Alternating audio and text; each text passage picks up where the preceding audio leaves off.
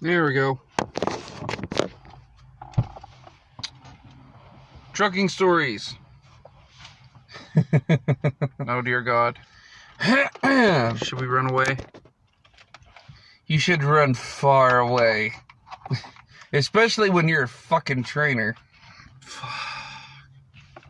I'm gonna need a cigarette for this one. I already got one. While we wait for him to light up, smoke him if you got him. So You first. Oh, fuck. Why me? Because I said so, bitch. Bitch. I said so. Alright. Get your ass to stepping. Okay. Here we go.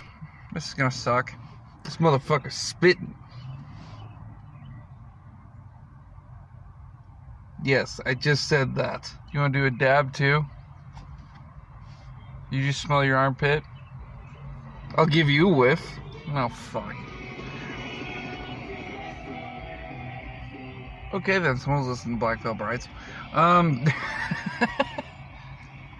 Yes, we do listen to a little bit of death metal sometimes. So, Trucking 101, red flags, trucking stories, Trainer stories. trainer stories with him. Ugh. Alright, trucking story number 1. Covenant Transport 2018, and this was in June. Alright, here we go. So, I was with a trainer. He's really nice guy. Fucking really cool. Get off my trainer's truck, because I don't know why I had to go with the trainer, but whatever. I've had over 2 years experience. And so I go with my trainer, and then they say, oh, we're going to put you with this Mexican guy named Juan. Really nice guy. Says Seemed to be nice. Seemed to be nice. Fucking asshole. Anywho, so he puts his stuff in my truck. We start taking off for Shaw Flooring in Georgia, which is only like a 20-minute drive from Chattanooga, Tennessee. Their main terminal, which is really fucking tiny. And start taking off. And this guy said he hasn't driven a stick shift in about 2 years because he drove for Sierra England. Red flag number 1. Sierra England's been automatic restricted because I drove for him since 2015, ever since the DT12 automated Detroit transmission came out in 2015.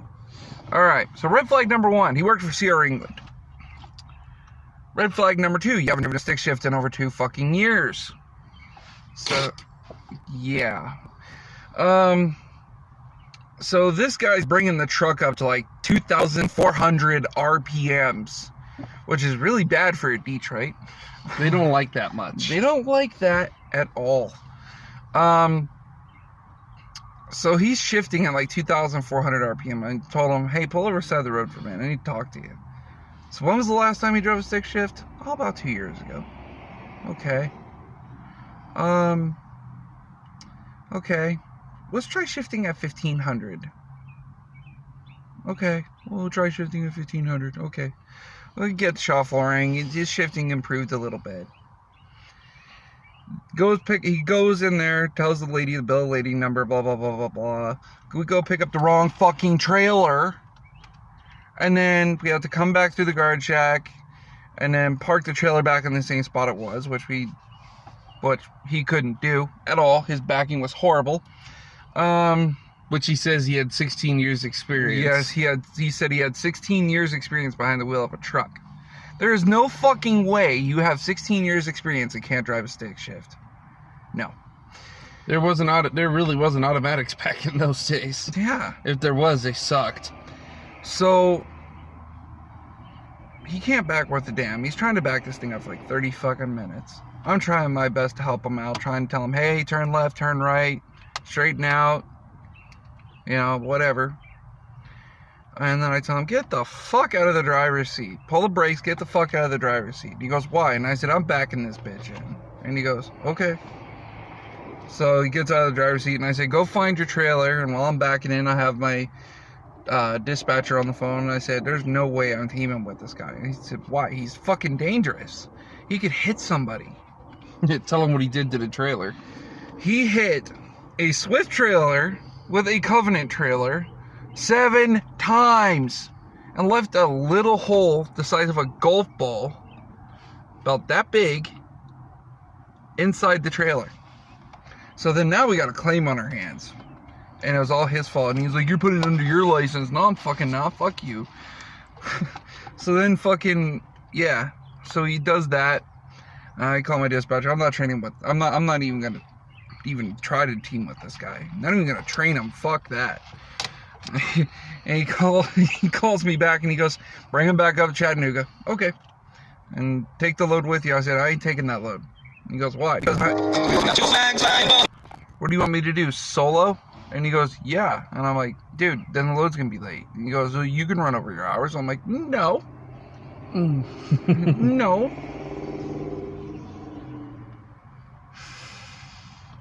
So, yeah, that guy, not so great. You want to tell him about Steven?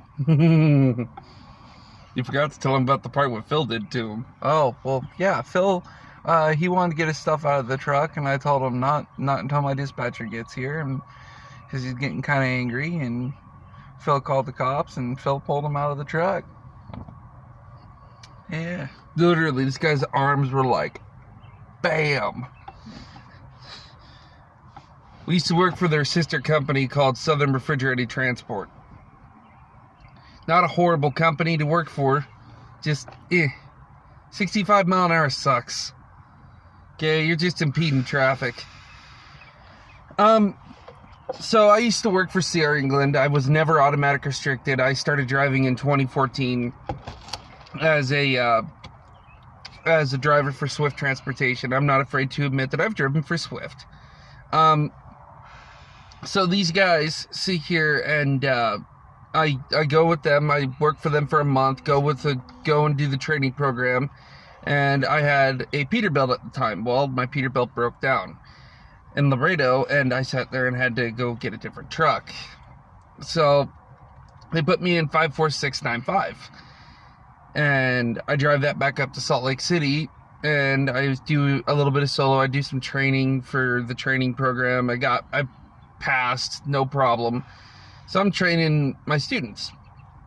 Okay, red flag number 1. The student that I got, he sat there and, He sat there and already been kicked off another trainer's truck. And so this kid's already been kicked off another trainer's truck. And so I was like, okay, well, let's see what his flaws are. Couldn't keep his following distance. Okay, you're supposed to have 8 to 14 seconds worth of following distance. 2, couldn't hold his lane. And 3, he couldn't back. Well, the backing part I wasn't too worried about because I can work with that. That's not a big deal. Show him the way he's supposed to back so he can watch me a couple of times, and then he can start doing it on his own and ask for pointers every time he needs them. So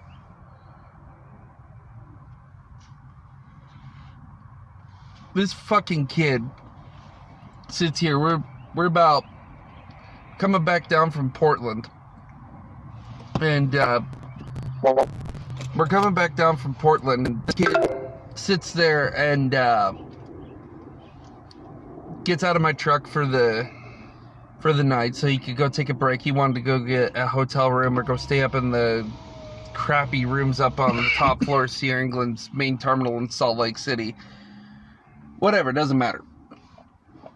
I sit here, I told him he has to be back by 5:30 in the morning so we can go deliver this load so I can finish out his hours, and then we were going to go do backing practices for the last 5 hours so he could pass his training and make sure he can do his 4x4 and everything else. So, because CR England's weird, you got to do 4x4, all this other garbage. So,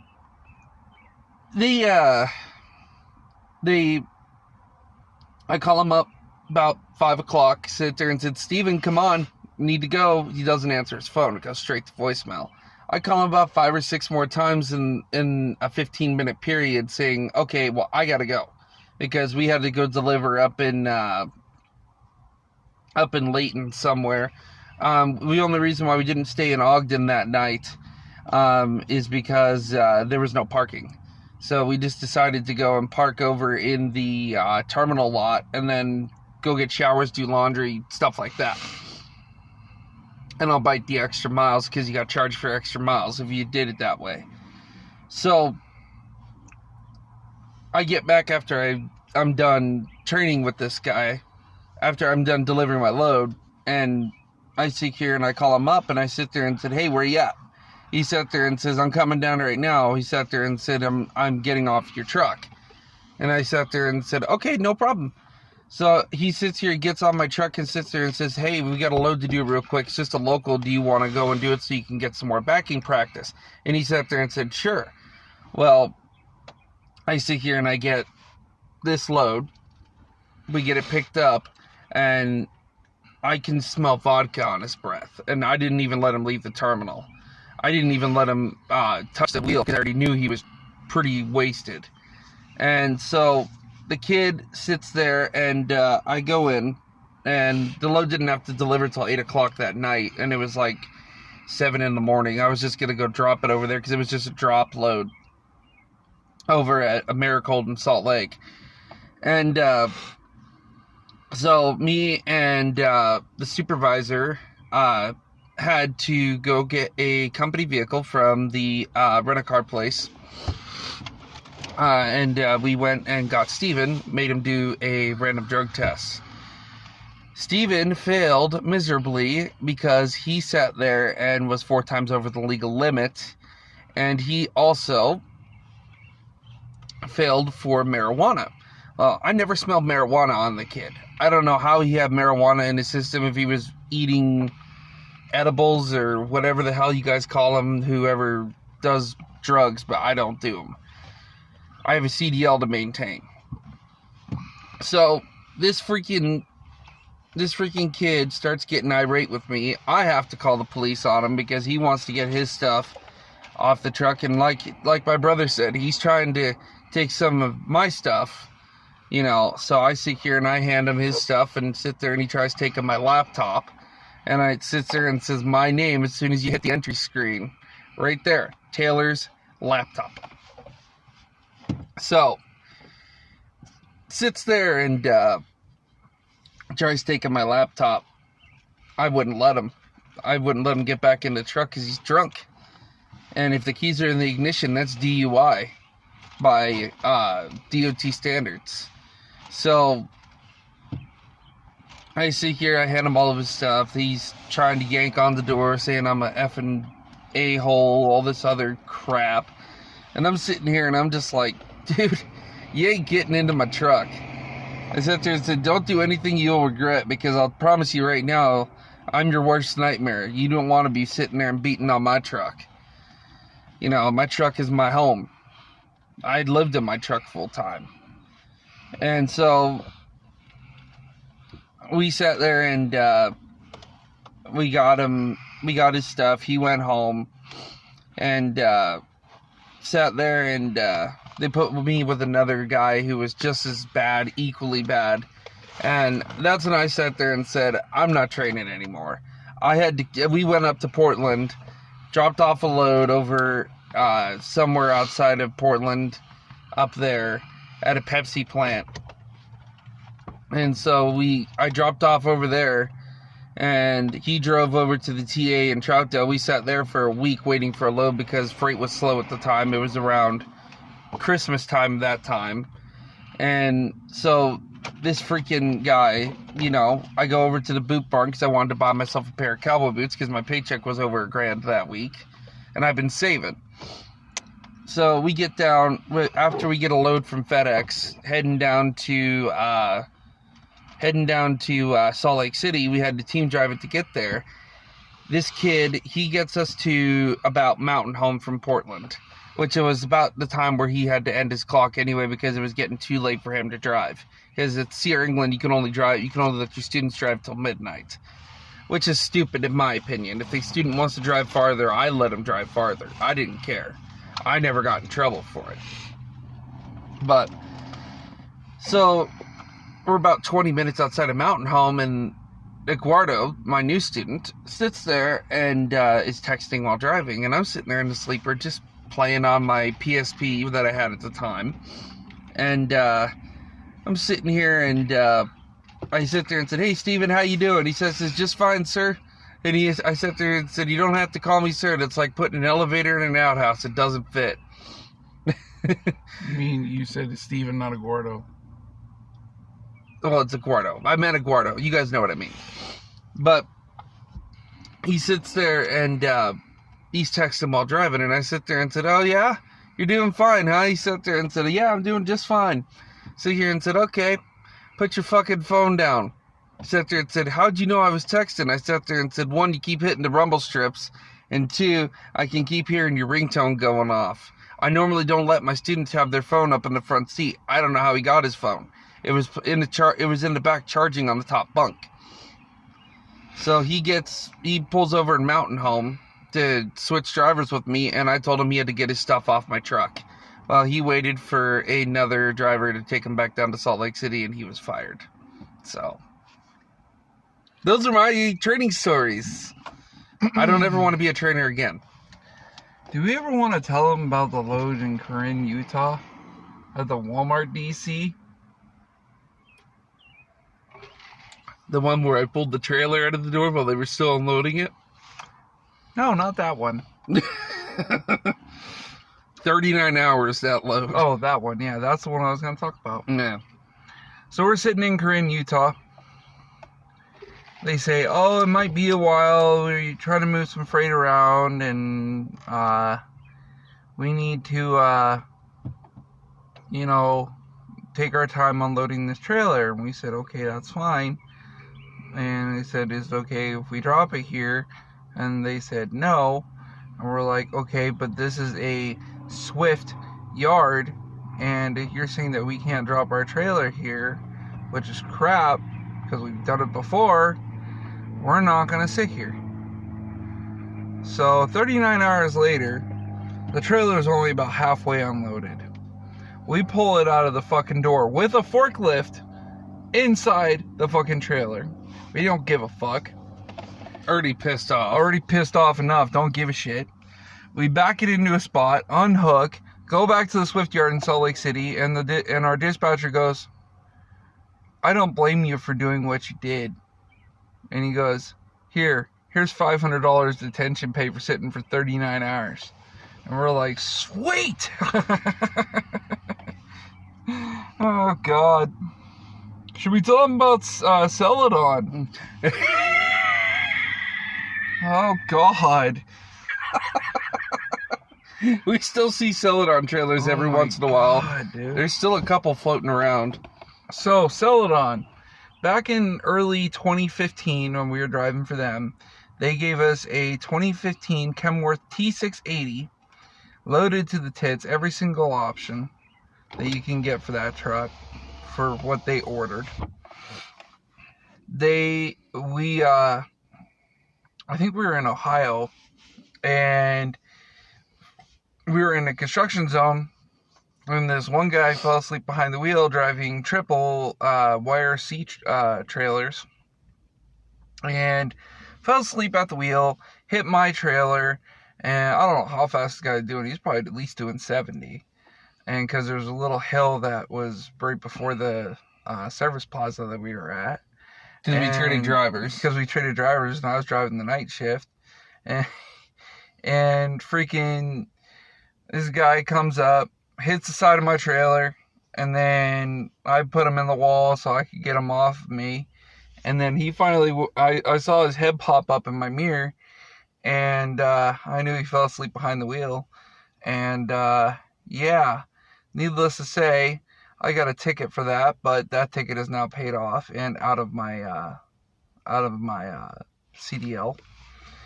And yeah, so needless to say, after that, our truck had a little bit of problems, and we were in Iowa, at a rest area with the check engine light, stop engine light, orange check engine light, ABS for the trailer, def light. And yeah, so they towed us over to Des Moines, Iowa. And we got to Des Moines, sat at a Motel 6, and they said, hey, we got another truck in Denver, and this is Father's Day weekend. Mm-hmm. So they said they got another truck in Denver, and we can get you there by rent-a-car, but you guys only have, what, they were going to give us, what, $600? $600. $600 for a rent-a-car, in cash. And we don't have a credit card at that time, and we don't have none of that bullshit. And, you know, we're like, we called him up, hey, we'll just take the money, you can dock it from our check, and we'll wait for our truck. And he goes, okay. So we had the best 2 fucking days of our lives over at Adventureland in Altoona, Iowa, staying at a Motel 6 and going to the amusement park for 2 days. And then tell him how many times we had to stop and get it regened. Oh, on the way there? Yeah. On the way to Denver? It at least had to do it 17 times. Yeah. We had to have it forced regened. Yeah, forced regen 17 times. Yeah, that truck was bad. So all the stories we want to tell them? Yeah, for now. So, if you guys want to hear more trucking stories, comment down below and hit that like button. Well, you know what? Don't even hit the like button. Just fist bump it. So, all right, guys. Peace. We'll talk to you guys later. Out.